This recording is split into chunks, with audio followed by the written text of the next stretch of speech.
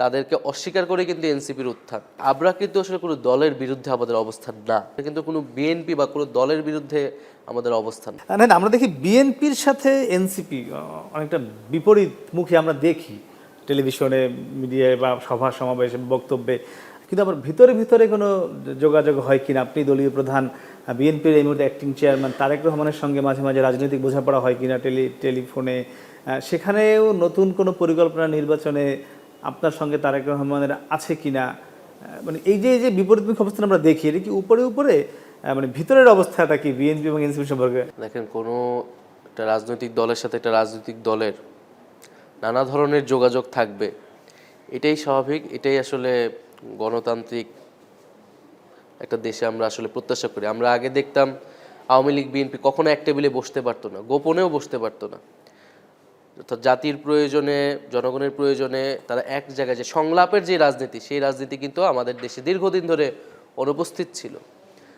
ফলে আমরা মনে করি যে সংলাপ হওয়া উচিত, প্রকাশ্যে বা অভ্যন্তরে অবশ্যই রাজনৈতিক দলগুলোর মধ্যে আলোচনা সমঝোতা থাকা উচিত।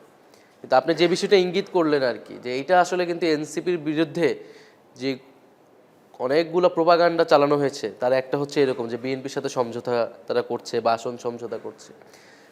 এটার আসলে কোনো সুযোগ নাই এটার।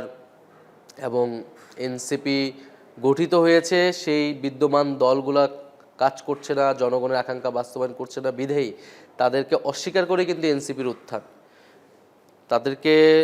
তাদের সাথে যদি কোনো ধরনের রাজনৈতিক সংযোগের চিন্তা থাকতো, তাহলে সেই দলগুলোর সাথেই কিন্তু গণঅভ্যুত্থানের নেতৃত্বরা যেতে পারতো।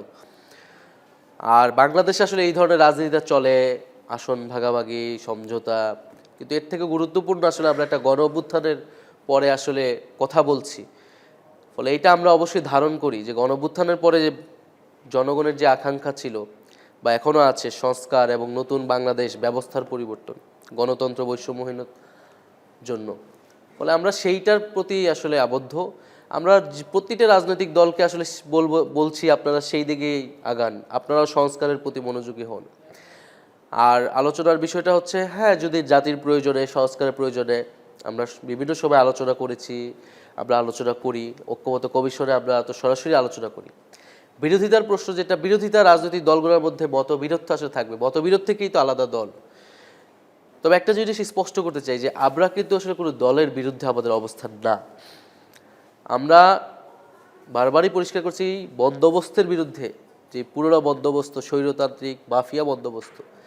এখন কোনো দল যদি তার রাজনৈতিক নেতৃত্ব, যেটা আওয়ামী লীগ ছিল, সেই জায়গায় সে নিজেকে বসাতে চায়, তাহলে তাকে আমরা নতুন আওয়ামী লীগ হিসেবেই দেখব এবং তার বিরোধিতা অবশ্যই আমরা করব। প্রয়োজনে তার বিরুদ্ধে রাস্তায় নামতে হলে, কারণ আমরা ওই সিস্টেমের বিরুদ্ধে দাঁড়াচ্ছি, ওই সিস্টেমকে যারা সেভ করতে যাবে, অক্ষত রাখতে যাবে, আমরা অবশ্যই তাদের বিরুদ্ধে নামবো, কথা বলবো। তো সেই জায়গা থেকে আমরা কথা বলছি, এটা কিন্তু কোনো বিএনপি বা কোনো দলের বিরুদ্ধে আমাদের অবস্থান না। আমাদের অবস্থান সেই সিস্টেমটার বিরুদ্ধে, সেই সংস্কৃতিটা, যে চাঁদাবাজি, দখলদারিত্ব, সেই সংস্কৃতির বিরুদ্ধে। এই সংস্কৃতির সাথে যদি বিএনপি জড়ায়, এটা বিএনপির দায়িত্ব তাকে নিজেকে শুধরানো, তাকে নিজেকে পরিশুদ্ধ করা, নিজেকে একটা গ্রহণযোগ্য জায়গায় নিয়ে আসা। সেই সংস্কৃতি যদি আমি করি আর এনসিপির লোকজনরা করে, তাহলে এনসিপির বিরুদ্ধেও তো অভিযোগ আসবে, আমাকে নিজের বিরুদ্ধে নিজের কথা বলতে হবে আসলে। ফলে এটা আসলে প্রত্যেকটা রাজনৈতিক দলের উচিত সেই জায়গা থেকে নিজেকে পরিশুদ্ধ করা। এবং আর আদর্শিক বিরোধিতা, পলিসিগত বিরোধিতা আসলে তো থাকবেই, গণতন্ত্রে থাকবেই।